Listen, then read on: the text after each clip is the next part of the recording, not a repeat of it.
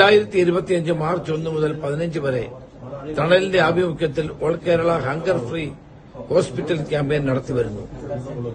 അതിന്റെ രണ്ടാം ഘട്ടം കൂടിയാണ് ഒക്ടോബർ 27-ന് ആരംഭിക്കുന്ന കേരള മൺഡേ മീൽ പ്രോഗ്രാം.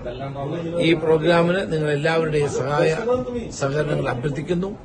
തണലിന് എല്ലാവിധ ഭാവങ്ങളും നേരുന്നു.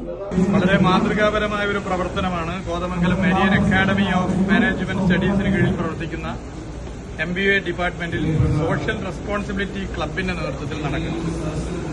തണലിന്റെ പ്രവർത്തനം മാതൃകാപരമാണ്.